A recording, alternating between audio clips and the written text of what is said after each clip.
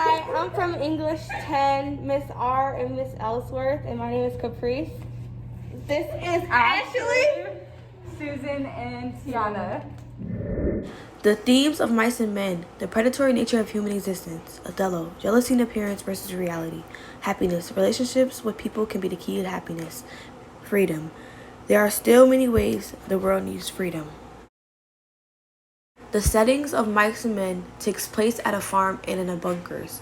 Othello, Venice, North Century, happiness, and the necklace was at the house and at the party, freedom in Emma Watson's speech on the stage. This is going to be Othello. Let heaven and men and the devils let them all cry. Shame against me, yet I'll speak. Othello is the highly respected general of the armies of Venice, although he is a native of Venice, but rather a Moor and North African. He is a powerful figure respected by all those around him. This is going to be Amelia. They are not ever jealous for the cause, but jealous for their jealous. Iago's wife and Desdemona attended. A clinical, worldly woman, Amelia is deeply attached to her mistress and distrustful of her husband. This is going to be Iago. I follow, but myself heaven is my judge, not I for love and duty. A 27-year-old military veteran from Venice, Iago is the villain of the play. Although he is obsessive, relentless, bold, and ingenious in his efforts to manipulate and declare other characters. This is going to be Bianca. I am no pet, but of life as honest as you that does abuse me. Bianca is a courtesan or prostitute in Cyprus. Bianca's favorite customer is Cassio, who teased her with promises of marriage but laughed at her behind her back. This is going to be Desdemona.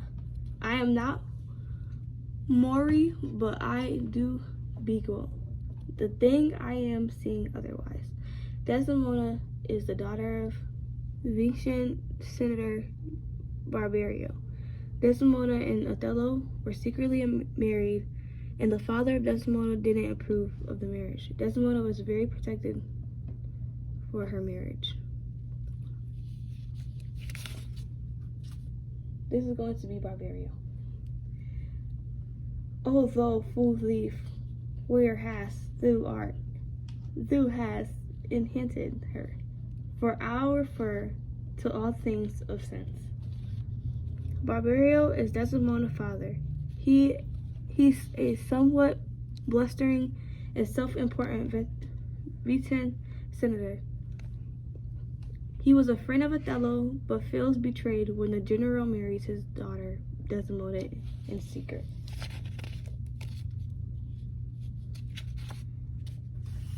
This is going to be Rodrigo.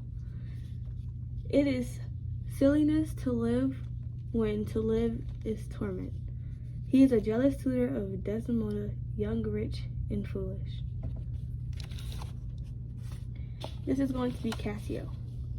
So will I turn her virtue into a pitch and out of her own godness, walk the knot that shall enemies them all. Othello's lieutenant Cassio is highly educated but young and inexperienced in the battle.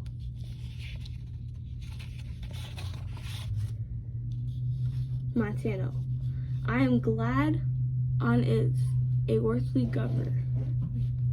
The governor of Cyprus before Othello was Othello. We see Montano first in Act 2 as he recounts the status of the war and awaits the veteran ships.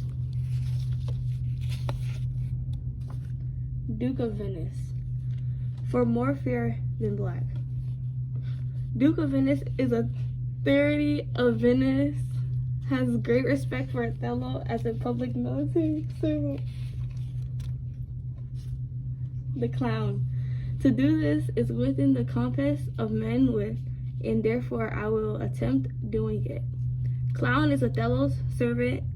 His ideas reflect and distort the action and words of the main plots. This is of Mice and Men. This is George. Because I got you to look after me, and you got me to look after you, and that's why. George Smalls is quick and clever with dark features he keeps to himself. He's slow to trust others, but quick to read them.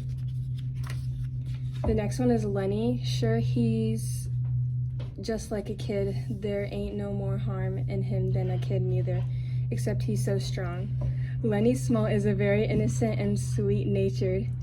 He always means well and focused on simple pleasures, doesn't feel the same about racism and prejudice against women like the other characters in the book. This is Curly. Lest you want to step outside, he was always a fighter. Very aggressive and violent. He is the boss's son and has a lot of power on the ranch to treat the other men cruelly. He is small but hates taller men because he thinks they are threatening him. Curly's wife. I get lonely, she said. You can talk to people. No, I can't talk to nobody but Curly. Curly's wife wears lots of makeup and dresses like a... I'm sorry. George and Candy call her other names such as Jailbait and Tart. This is Candy. They'll call me pretty soon. Just as soon as I can't swamp cut no bunkhouse, they'll put me on the county. Candy is an old ranch worker who has lost a hand in a work accident and now works as a swamper or cleaner on the ranch. He feels that as he is aging, he is useless and does not have any value as a person.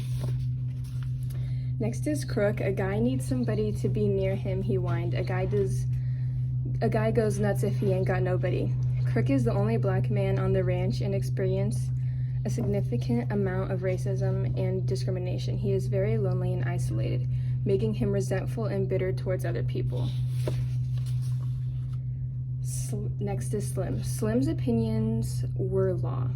Quiet and observant, wise, and the true authority figure, all of the other men respect him as a worker. Next is the boss, a little stocky man. He wasn't a laboring man. The boss is the stocky, well-dressed man in charge of the ranch and Curly's father. He is never named and appears only once, but seems to be a fair-minded man.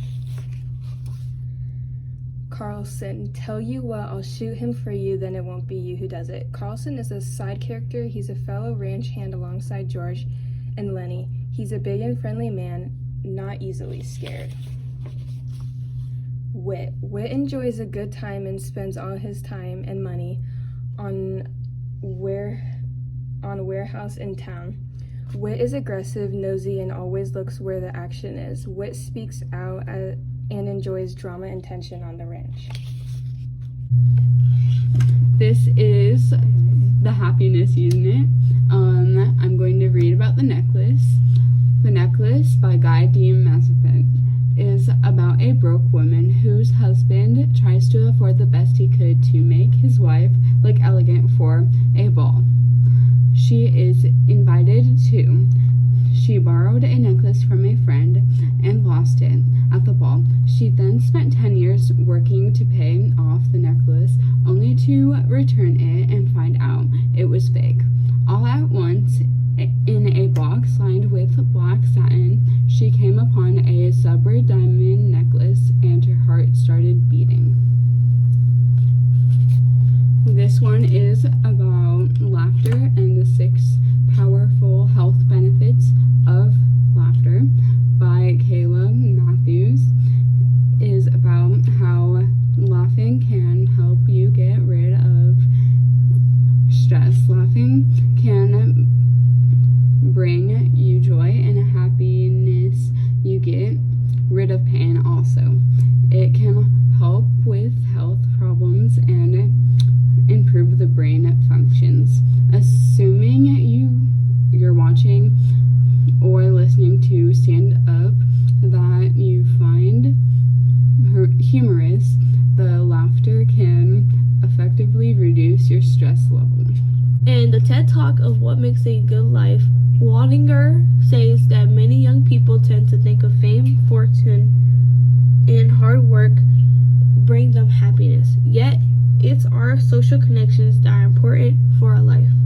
People who are more socially connected are really good for us, and that loneliness that kills it. Turns out that people who are more socially connected to family, to friends, to community are happier. They're physically healthier, and they live longer than people who are less connected. As a young girl, Malala demanded that girls should be allowed to have an education in Pakistan. She was shot in the head by a Taliban in 2012, but luckily survived. She received the Nobel Peace Prize and was the youngest to ever receive. The extremists are afraid of books and pens. The power of education frightens them. They're afraid of women. John Lewis was a civil rights leader and politician that led a march that was halted by police violence on the Edmund Pettus Bridge in Selma, Alabama in 1965. It was a civil rights movement that became known as Bloody Sunday. If you see something that is not right, not fair, not just, you have a moral obligation to do something about it. Emma Watson spoke about women's rights and equality. She had a whole bunch of opinions that were true that people disagreed with. Both women and men should feel free to be sensitive. Both women and men should feel free to be strong.